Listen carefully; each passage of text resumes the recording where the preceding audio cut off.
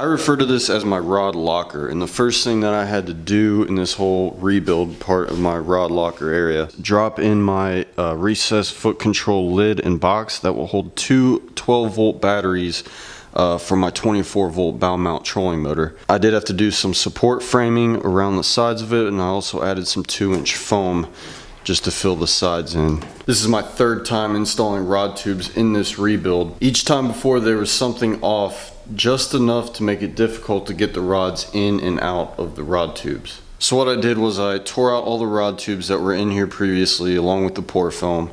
We extended the framing of the rod locker lid by 7 inches, and then we rebuilt this entire lid 3 or 4 inches longer. Next, I dropped the lid into place. I installed a header frame piece up here, and then I added the 2-inch pink form down below. I'm gonna play you guys a quick video basically outlining everything we did in this entire project, and then I'll go a little bit more in depth into everything we did and kind of give you guys a play-by-play.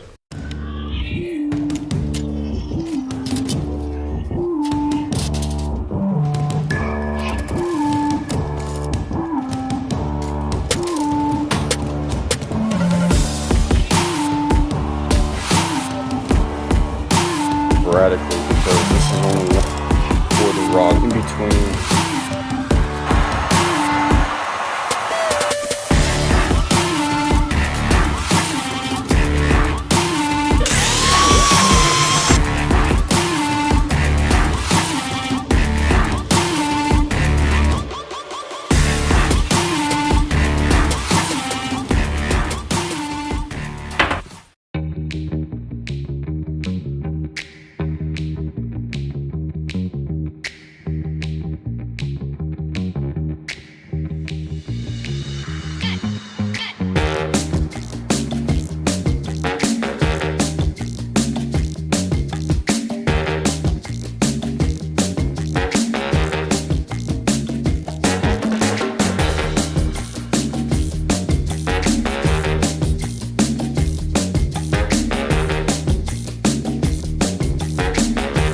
So I'm not going like from one hole to the next hole to the next hole. I'm kind of going sporadically because this is only a 1/16 inch sheet of aluminum, and it's heating up so bad from this hole saw that it was starting to warp. So I'm just trying to transfer the heat to different areas so it's not all centralized in one spot.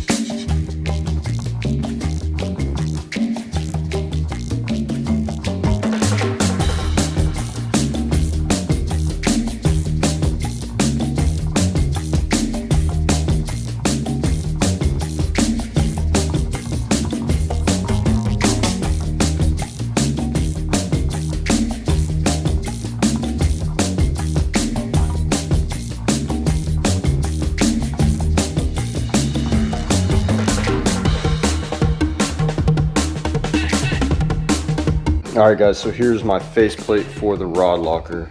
I got the GatorSkinz on it, and what I'm doing now is drilling a little hole inside of each one of these, and then I'm cutting it in order to fold the rest of it over. And it's actually not going to fold over. The idea here is these are 2-inch holes that I drilled in here.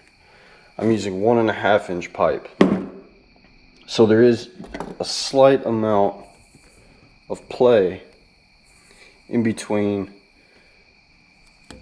the plate and the rod. So in order to compensate for that, I'm flanging it like this so that when I put the tube through, it's just going to secure it even better to this faceplate, and then we're going to back this back side of it with the pour foam to completely solidify everything.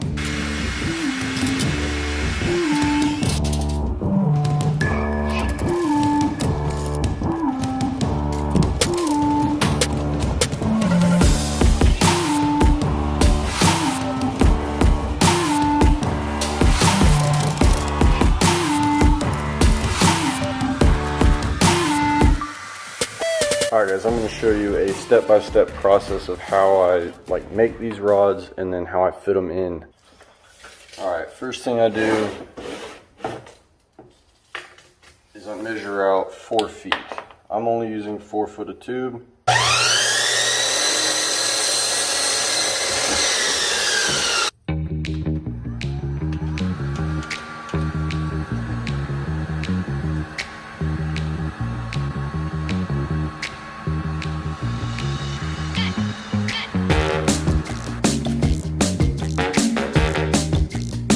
I use 150 grit sandpaper to get this inner line out.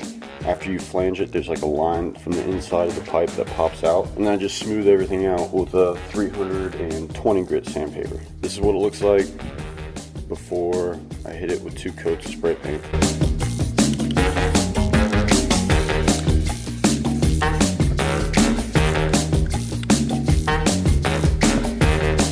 We got that in painted.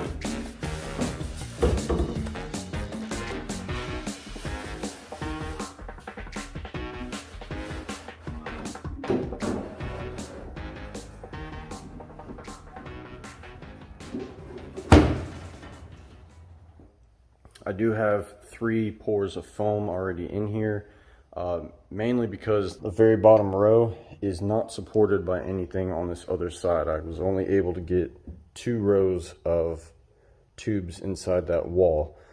So ideally what I should have done was basically make another faceplate and ran it across here. That way all 3 rows of tubes would be supported by 2 faceplates. But for this pole, I'm not going to have to do it, but you see down here where I had to basically melt these a little bit and then push them down. The reason for that is because these holes I already had drilled in from when I screwed my rod tubes up the first time.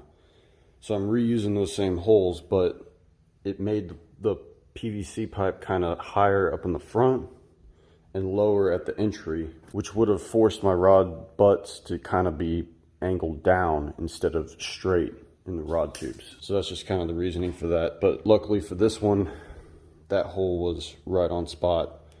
It's straight. I'm not going to have to melt the end of it. I'm going to get these other 2 done, and then I'll show you guys what it looks like when it's done. Alright guys, now that we have all the rod tubes into the front of the rod locker, this is to hold the rod butts. Basically it's just going to be 1 sheet.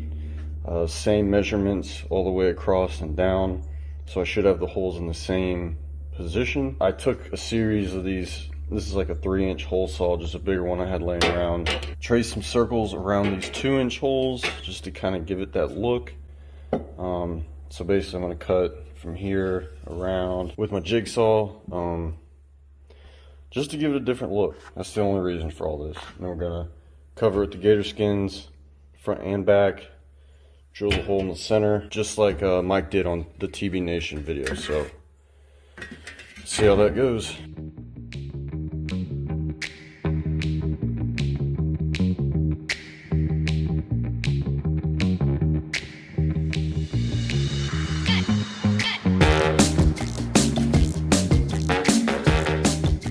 Alright guys, here is the rear faceplate. On the back of this, down here is a 2-inch piece of angled aluminum, and up here is a 1.5-inch piece. So I did have to trim about a quarter, no, not even a quarter, maybe like 1/8 of an inch off of the back of this.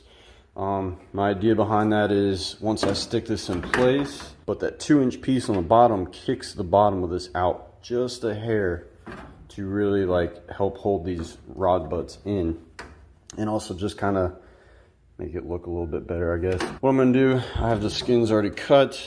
This I'm gonna paste onto here.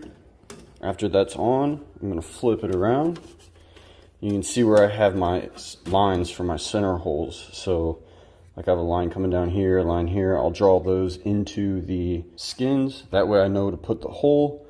We're gonna use a smaller hole saw, drill a hole inside of these, and then cut out the little like channels, I guess you'd say, the little pieces that are of the GatorSkinz that are actually going to hold the rod butts in. I think what else I'm going to do, I think I'm going to spray paint like the side, this rim of this black, just so that when the skins are on there, you're not seeing any of the aluminum, you're just gonna see the black. I don't have this attached in here yet, obviously, because once I get these skins on and the holes made, I'm gonna put a rod in and make sure if I need to adjust this whichever way I need to, I'm able to do that. All right, we got this clamped in.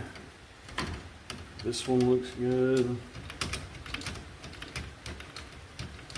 That's a pretty snug fit. I think I'm gonna go ahead and rivet that piece in, but that's what we're working with.